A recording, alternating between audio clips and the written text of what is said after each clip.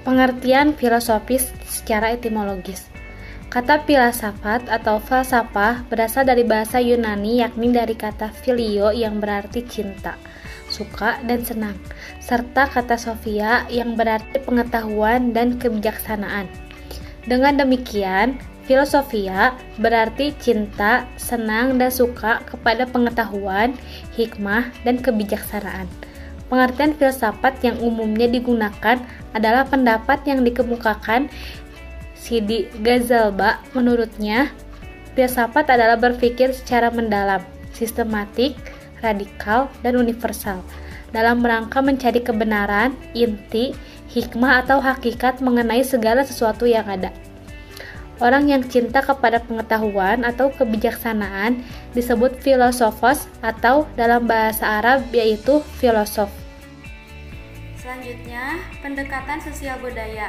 Pendekatan sosial budaya dipengaruhi oleh pemikiran Piaget, Brenner, dan Vygotsky yang menurut mereka bahwa pendekatan sosial merupakan salah satu pengembangan dari kurikulum dan pendidikan diperoleh dari pemaknaan terhadap tradisi dan budaya dan pengetahuan dapat diperoleh dari masyarakat.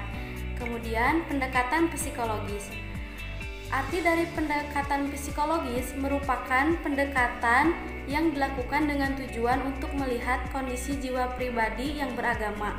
Di dalam pendekatan ini, hal yang menarik bagi para peneliti adalah kondisi jiwa manusia yang berhubungan dengan agama, baik itu pengaruh atau akibat termasuk manfaat berpikir positif. Strategi pengembangan muatan life skill pada pembelajaran. Yang pertama, strategi renungan, latih, dan telah atau disingkat dengan RLT. Menurut Marwah Daud Ibrahim, strategi RLT adalah perenungan, pelatihan, atau pembiasaan dan penelaahan. Menurutnya, pendidikan yang berorientasi life skill perlu diorientasikan life skill kita dilaksanakan dengan strategi perenungan, hakikat dan makna hidup tentang bagaimana menghadapi hidup, bagaimana mengelola tentang hidup, dan bagaimana penelaah kisah sukses tokoh-tokoh sukses. Life skill merupakan kombinasi antara A.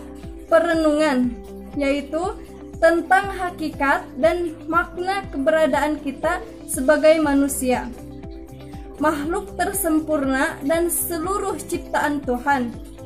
B. Pelatihan dan pembiasaan, yaitu praktis untuk mengelola hidup dan merencanakan masa depan agar hidup lebih bermakna dan bermanfaat. C. Cuplikan kisah sukses beberapa tokoh nasional dan tokoh dunia untuk menjadi sumber inspirasi dan motivasi. Selanjutnya yang kedua, strategi learner-centric. Strategi ini dikembangkan oleh Direktorat Kepemudaan dengan mengadopsi strategi pendidikan masyarakat yang bercirikan bahwa pendidikan life skills diselenggarakan dengan prinsip yaitu A. Pengembangan kecakapan berdasarkan minat dan kebutuhan individu dan atau kelompok sasaran. B. Pengembangan kecakapan terkait dengan karakteristik potensi wilayah setempat, sumber daya alam dan potensi sosial budaya. C. Pengembangan kecakapan dilakukan secara nyata sebagai dasar sektor usaha kecil atau industri rumah tangga. D. Pengembangan kecakapan berdasarkan pada peningkatan kompetensi keterampilan peserta didik untuk berusaha dan bekerja sehingga tidak terlalu teoretik edukatif operasional. 3. Strategi kurikulum berbasis kompetensi. Kurikulum disempurnakan untuk meningkatkan mutu pendidikan secara nasional. Mutu pendidikan yang tinggi diperlukan untuk menciptakan kehidupan yang cerdas, damai, dan terbuka, berdemokrasi, dan mampu bersaing sehingga dapat meningkatkan kesejahteraan warga Indonesia. Penyempurnaan kurikulum dilakukan secara responsif terhadap penerapan hak asasi manusia, kehidupan berdemokrasi, globalisasi, dan otonomi daerah.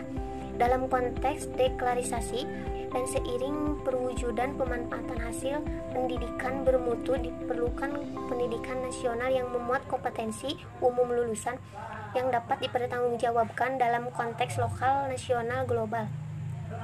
4. Strategi penguatan pendidikan ekstrakurikuler. Pendidikan ekstrakurikuler merupakan kegiatan belajar yang dilakukan di luar jam pelajaran tatap muka, dilaksanakan di luar sekolah atau luar sekolah untuk lebih memperluas wawasan atau kemampuan.